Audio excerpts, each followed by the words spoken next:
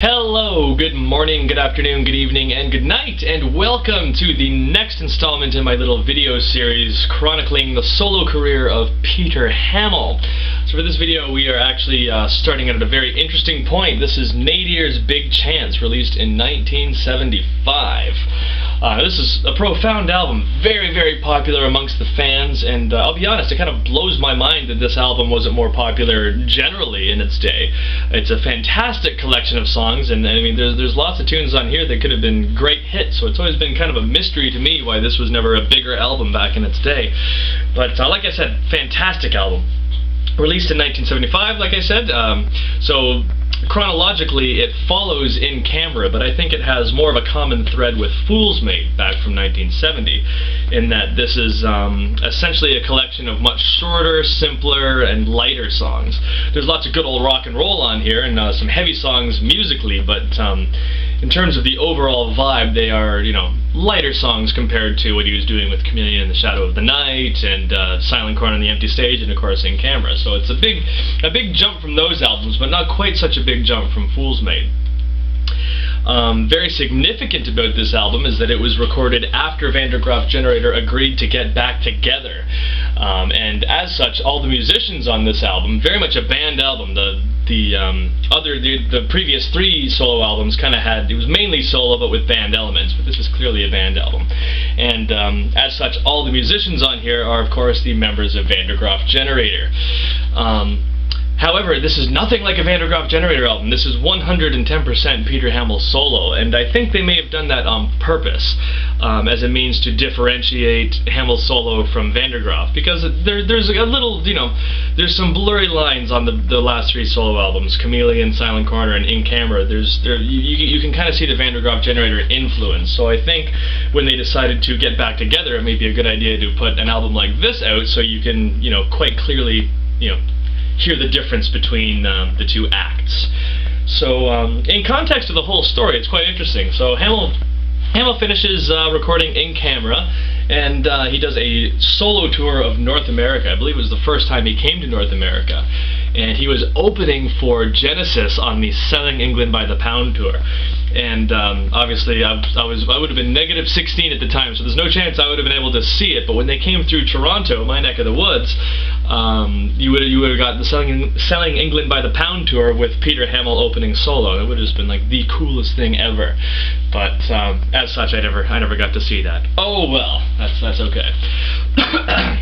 Anyway, after he does this tour, I suppose the inkling, or the desire to get back together with Van der Graaf Generator was fully aflame, and they agreed to get back together, but not before recording this little gem of an album.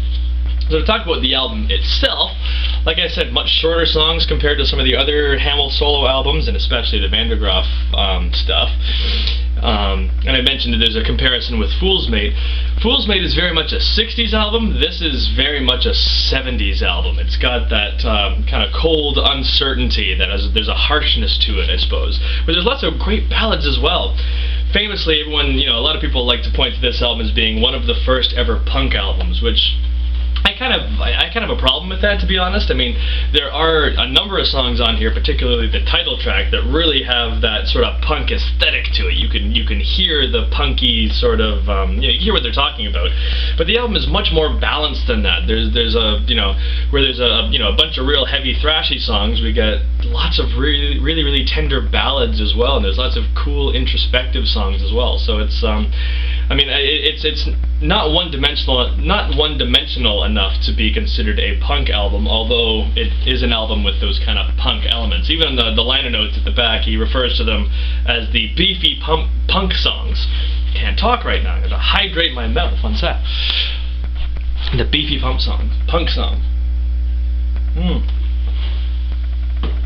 That might be a very early reference to punk as far as England goes. But yeah, anyway, let's break down the tracks then, shall we? So it opens with the title track, Nadir's Big Chance, and it's one of the punk songs. It's a great little piece. I love the opening with just that, you know, pulsating guitar just hitting eighth notes there. The sax comes in, and then the big chords explode, and we get, you know, a fantastic out-and-out rocker, and quite unique in Hammill's solo career. You've got songs like Rock and Roll or tapeworm that kind of have that rock element, but nothing as straight ahead as Nadir's Big Chance. I love the lyrics too. I mean, the lyrics kind of have that punk attitude, you know, basically kind of you're making fun of the excesses that the progressive rock artists had gotten to at that point. I'm not sure if he was name-checking Genesis, but perhaps ELP. I mean, there's no actual name-checking. I'm not sure if he was thinking about specifically. You can never be sure of that, but it's kind of poking fun at the overt grandeur of some of the bands of the time. But great song, and an absolute classic. There's a great live version of this on Vital as well, which is very much worth checking out. Then the next song on the album is the Institute of Mental Health, Burning. This is another track that was co-written by Judge Smith, one of the founding members of Vandergraaf Generator, who unfortunately was never on an album. And this is a really cool song. Very kind of light and tranquil. But it's still a full band piece. You still get the drums and the bass and the guitar and all that, and some kind of cool keyboards courtesy of Mr. Hugh Banton. And really good song. I love the chorus. In the city, people say it isn't pretty. Really nice. I love that melody too. I love the way that Jackson's saxophone carries that melody through. It's very ethereal at that moment, and big fan of that song. Institute of Mental Health, Burning is great. I just want to make sure I get the tracks correct here. There's a lot of songs on here. Some of the other albums I'm able to just go by memory, but the track listing on the back of the album isn't exactly the same. Of course, track number 3 is Open Your Eyes, another one of the heavier tracks. And this is a great piece. I really get the 70s vibe out of this as well. There's kind of some funky clavinet sort of things going on there, which I think is really cool. The intro is really cool as well, like all the multiple Hammills all kind of shouting at a party or whatever, and then we get that nice keyboard wash, that nice descending, those descending chords. Great track. I'm definitely a fan. Then we get Nobody's Business, another beefy punk song, very visceral vocal performance, and I mean, I keep saying punk, and my voice keeps not letting me say punk properly, but I think it's because, I mean, is it really punk, or is it just, good old-fashioned loud rock and roll? And you could save that for a whole other video. Is punk really punk, or is it just old-fashioned rock and roll? I think it's rock and roll for the 70s. Anyway, don't want to get off topic. Nobody's Business is a great track. Again, like I said, visceral vocal performance. It's loud, it's heavy, it's thrashy. It's a good song. Then we get to track 5, Been Alone So Long. Now this is a Judge Smith song. So it's not a collaboration. Up until this point, there's been a few collaborations between Hammill and Smith, but this is Hammill covering a Judge Smith song. And one of the real famous ones on the album, actually. This one gets performed live quite a bit, and rightfully so. It's a really nice song. I will say though, I think I prefer the live versions of it, where it's just the acoustic guitar. Having the full band is great, don't get me wrong, but because it's such a tender sort of, somber but sweet song, it feels a little bit better in that almost chamber vibe where it's just the acoustic guitar and the voice. But that's just me. Still a great song, one of the highlights of the album for sure. Very sad, but sweet at the same time. Then we move on to Pompeii. Now, this is a really cool track as well. Definitely a band track, and it's appropriate to be a band track. But it's very low key and very chill, and a very a light vocal performance on it. And of course, it's talking about the city of Pompeii that was buried in the pyroclastic flow that was emitted from Mount Vesuvius many years ago. 79 AD was it? I think something like that.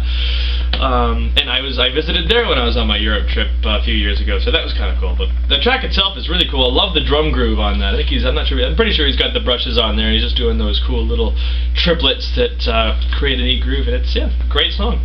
So we flip the album over. I'll flip the actual album, not just the sleeve this time. And we get to side 2, which opens with Shingle Song. Now, this is the other great ballad of the album. This one is a Peter Hammill song, not a cover. And similarly to Been Alone So Long, this is another one that's been performed live for many years, and rightfully so, because it's fantastic. Probably a fair bit darker than Been Alone So Long, and it kind of sets a standard for that the Lost Love acoustic guitar song that Hammill would put together. The middle section is really, really good too. Totally instrumental, just that guitar figure going up and down, but it really, really contributes to the mood of the track, which is, like I said, very much that of Lost Love. And the final stretch of the song as well is amazing. I love the no, no, no, I just can't get you from my mind. It's a really strong bit. We move on to track 2 of side 2. We get Airport. Now there's a couple of songs on side 2 that maybe aren't quite as up to snuff as the other ones, but still a good song. Very straightforward. It's not. It's very poppy, this one, actually. I think the strangest thing about it is how it ends. It's got this sort of real forward motion to it. Feels like it's building to something, and then the song just ends.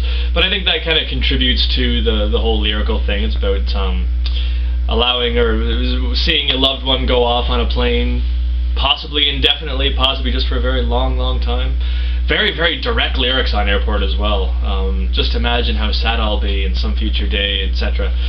Hamill's not usually that direct, but in the context of this song it works, because like I said, it's a pop song, essentially. Then we get track 3 of side 2, People You Were Going To. Now this is interesting. This is originally a Van der Graaf Generator song that was released in the late 60s. It was their first single, I believe. It was this with Firebrand as the B-side, which never ended up on an album. This is obviously a re-recording of it, a little updated, revamped for the intense 70s, and yeah, it's a good song. I think it's most interesting. It's most interesting as the historical factor, I suppose. But it's still a good song. It's similarly to Airport. It's essentially a pop track, but it's good. Very catchy chorus to it as well.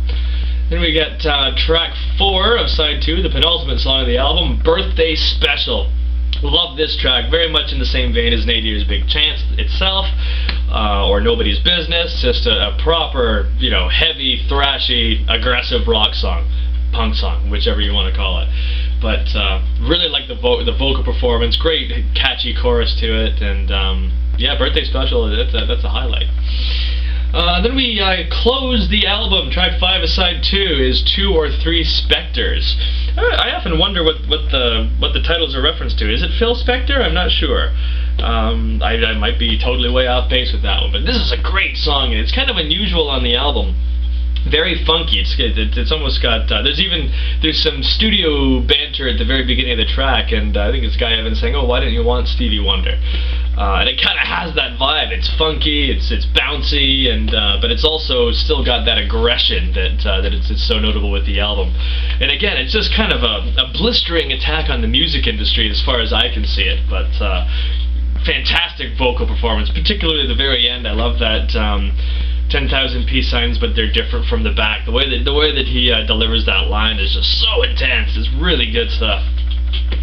And yeah, and that concludes the album. It's one of my favorite tracks, actually, of the album is 2 or 3 Spectres. It's a little bit longer too. It's 6:20, so approaching 7 minutes. The rest of the songs are very, very much quite a bit shorter.